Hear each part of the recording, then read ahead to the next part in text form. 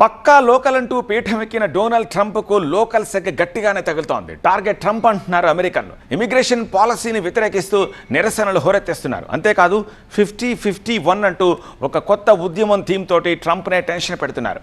America ట్రంప్ది కాదు మనదే అంటూ హ్యాష్ట్యాగ్ వైరల్ చేస్తున్నారు. మరి ఈ ఉద్యమం ఎందాక ట్రంప్ యాక్షన్ ఎలా ఉండబోతోంది?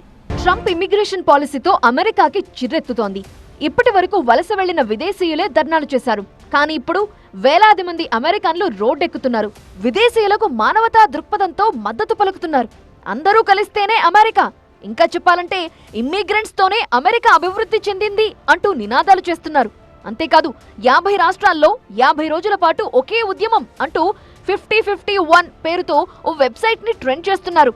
ఆయుధాలు లేకుండా శాంతియుతంగా నిరసనలు చేయాలి, ట్రంప్ను ప్రెసిడెంట్ పీఠం నుంచి దింపేయాలని టార్గెట్ పెట్టుకుని మరీ ఆందోళన చేపట్టారు. 50-51 వెబ్సైట్ లో నిరసనలకు సంబంధించిన డేటా మొత్తం పొందుపరిచారు. వీకెండ్ లో పెద్ద ఎత్తున నిరసనకు దిగాలని నోట్ చేశారు. ఏ రోజు ఎక్కడ ఏ టైంకి ఎలా రావాలో కూడా చెబుతూ ఈవెంట్ క్యాలెండర్ ఏర్పాటు చేయడంతో సినిమాల్లో చూపించినట్లుగా పబ్లిక్ అక్కడికి పెద్ద ఎత్తున వస్తున్నారు.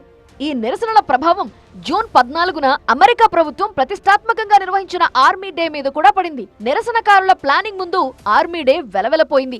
ఆ స్థానంలో నో కింగ్స్ డే ట్రెండింగ్ లోకి వచ్చింది.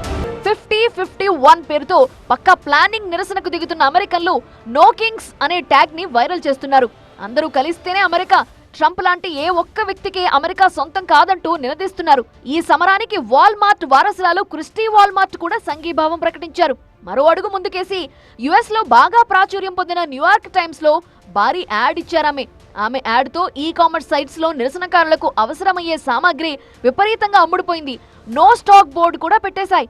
ఆ రేంజ్ లో నిరసనలను హోరెత్తిస్తున్నారక్కడ.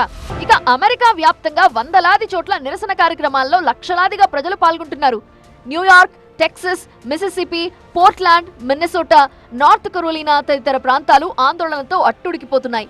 వీధులు, పార్కులు, ప్లాజాలు ఇలా అన్ని చోట్ల జనం నిరసనలకు దిగుతున్నారు. ట్రంప్ నియంతృత్వ పోకడలను దుయ్యబడుతున్నారు. ప్రజాస్వామ్యాన్ని, వలసదారుల హక్కులను కాపాడుకుంటామని ప్రతినబూనారు. మొన్న సియాటెల్లో జరిగిన అతిపెద్ద ర్యాలీలో 70,000 మందికి పైగా పాల్గొన్నట్లు నిర్వాహకులు చెప్పారు. మొత్తంగా ఇప్పుడు దేశవ్యాప్తంగా ట్రంప్ మస్ట్ గో నౌ అనే బ్యానర్లు ప్రదర్శిస్తున్నారు. మరి ఈ ఉద్యమం ఇంకెంత దూరం వెళుతుందో, ట్రంప్ సర్కార్ ఎలాంటి నిర్ణయాలు తీసుకుంటుందో చూడాలి.